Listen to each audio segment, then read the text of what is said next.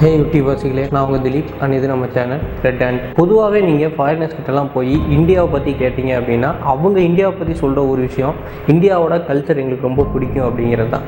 இப்படி உலக நாடுகளில் வாழ்கிற அத்தனை மக்கள் மத்தியிலையுமே இந்தியாவுக்குன்னு ஒரு தனி பெருமை இருக்குது. ஆனால் அந்த பெருமையெல்லாம் கெடுக்கிற மாதிரியான ஒரு விஷயம், இந்தியாவே தலைகுனிய வைக்கிற மாதிரியான விஷயம் இப்போ நடந்திருக்கு. ஸ்பெயினை சேர்ந்த ஒரு 30 வயசு பொண்ணை 7 பேர் சேர்ந்து பலாத்காரம் பண்ணியிருக்காங்க. அண்ட் அவங்களையும் அவங்களோட ஹஸ்பண்டையும் வந்து ரொம்பவே மோசமாக தாக்கியிருக்காங்க. அவங்க யாரு, இதெல்லாம் எங்கே நடந்துச்சு அப்படிங்கிற எல்லா விஷயத்தையுமே இந்த வீடியோவில் நம்ம தெளிவாக பார்க்கலாம். வாங்க வீடியோக்குள்ளே போகலாம்.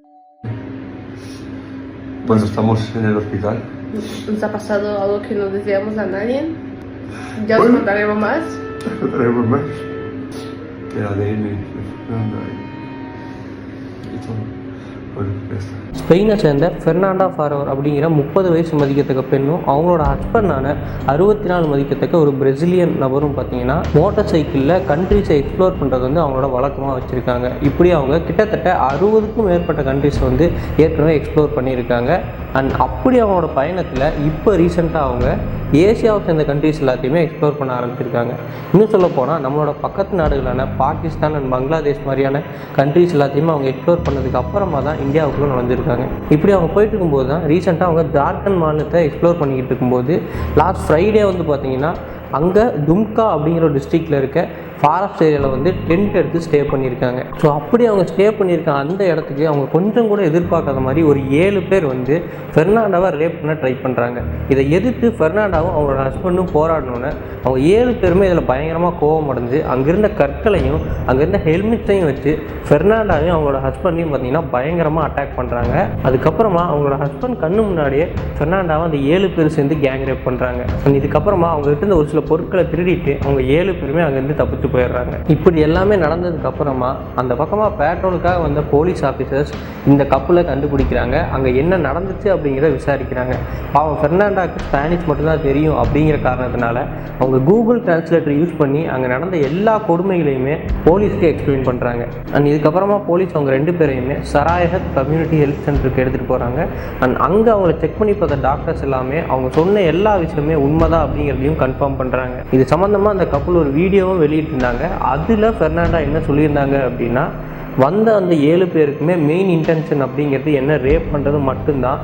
எங்களை அடித்ததுமே நாங்கள் அந்த ரேப்பை எடுத்து போராடினதுனால தான். அண்ட் எங்ககிட்ட இருந்த எல்லா பொருட்களையுமே அவங்க திருடிட்டு போகல, ஒரு சில பொருட்களை மட்டும்தான் அவங்க எடுத்துகிட்டு போயிருக்காங்க. அது எதனால் அப்படின்னா வந்தவங்களோட மெயின் இன்டென்ஷன் அப்படிங்கிறது என்ன ரேப் பண்ணுறது மட்டும்தான் அப்படிங்கிறத அவங்க அந்த வீடியோவில் சொல்லியிருக்காங்க. இப்படி ஃப்ரைடே இது எல்லாமே நடந்ததுக்கப்புறமா போலீஸ் கேஸை ஃபைல் பண்ணி அவங்களோட விசாரணையை ஆரம்பித்தாங்க.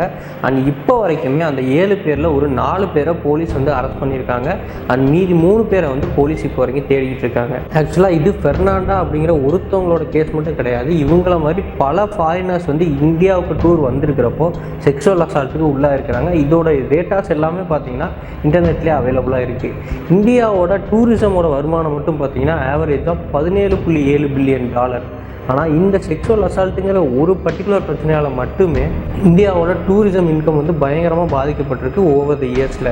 அண்ட் இது வெறும் பணம் மட்டும் அப்படிங்கிறது இல்லாமல் உலக நாடுகள் மத்தியில் இந்தியாவுக்குன்னு உண்டான ஒரு பேர் வந்து பயங்கரமாகவே அடி வாங்கிட்டு இருக்கு. அண்ட் ஃபைனலாக அவங்களை எல்லாருமே பயமுறுத்தக்கூடிய ஒரு ஸ்டாட்ஸை நான் சொல்கிறேன். இந்தியாவில் ஆவரேஜாக பார்த்தீங்கன்னா ஒரு நாளைக்கு மட்டுமே 87 ரேப் கேசஸ் ரிப்போர்ட் ஆகிட்டு இருக்கு.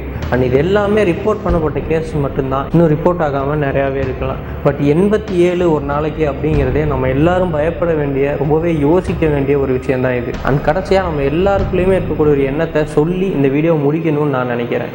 அது வேறு எதுவும் இல்லை, இந்த மாதிரியான குற்றங்கள் குறையணும் அப்படின்னா அரப் கண்ட்ரீஸில் கொடுக்கக்கூடிய கடுமையான தண்டனைகளை நம்ம நாட்டிலேயே கொண்டு வரணும் அப்படிங்கிற ஒரு கருத்தோடு நான் இந்த வீடியோ முடிச்சுக்கிறேன்.